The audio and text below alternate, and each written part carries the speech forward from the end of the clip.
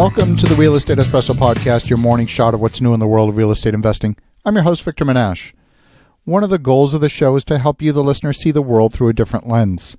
The lens is the eye of a developer. Developers look at property differently than most people. They see possibilities where most can't. If they can see it, they often don't know how to make that vision a reality. On today's show, we're talking about the lowest and best use of a property. Traditionally, we're trained as real estate investors to seek the highest and best use for a property. That might be a high-rise building or a hotel. But sometimes the best use is the one that buys you certainty. That may not necessarily maximize the revenue. Sure, you want to build that high-rise condo tower on the property, but you won't know for some time if the zoning's going to be approved. In the meantime, you need a way to carry the property during that period of uncertainty.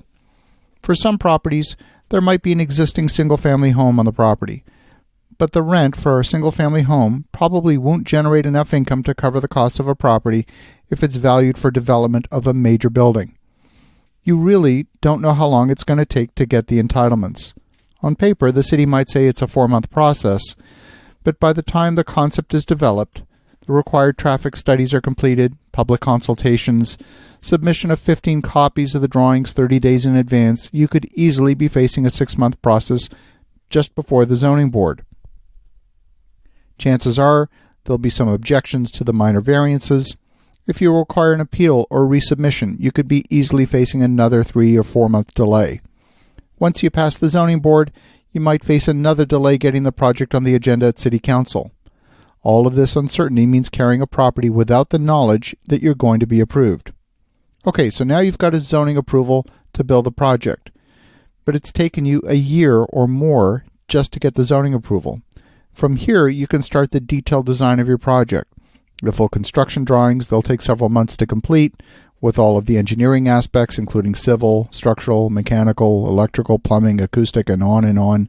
Once that's all done, you got to satisfy the long list of deliverables for the actual building permit, along with the demolition permit, stormwater runoff permit, road closure permits, all of the different things, the fire marshal, and so on. That entire process can take several months as well. Then you've got to get the firm construction bids. That whole process can easily take a year. So now you're 2 years into the process and you haven't even broken ground. What do? How do you carry a multi-million-dollar piece of land with no income? How do you raise capital for the entire project before you even know it's going to be approved? You don't even know what it's going to cost to complete the project. So what's the answer? Parking. If your property is in a desirable area with a shortage of parking, you can create a surface parking lot.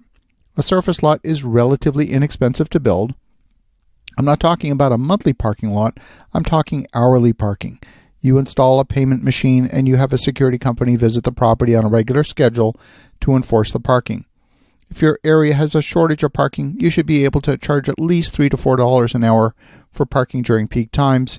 You should be able to average $20 a day for a parking space in a downtown location.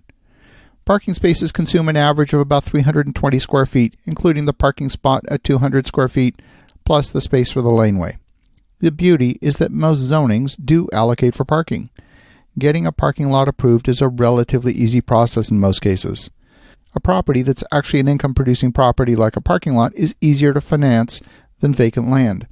This could be one of the least expensive ways to land bank during the entitlement process. Now bear in mind, a parking lot has some environmental risks. You could have cars parking on the lot that leak oil or gasoline. These could seep into the ground and create a small environmental problem down the road. However, the risk could be mitigated with proper design, some vigilance, and the scope of remediation should not be that expensive.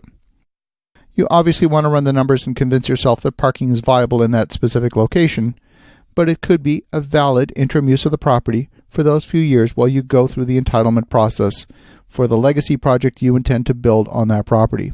It can go a long way to reducing the financial risk of your project.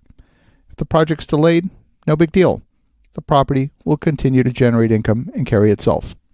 As you think about that, look at some of the lowest and best uses for your property during your entitlement and permit phase. Have an awesome rest of your day. Go make some great things happen. We'll talk to you again tomorrow.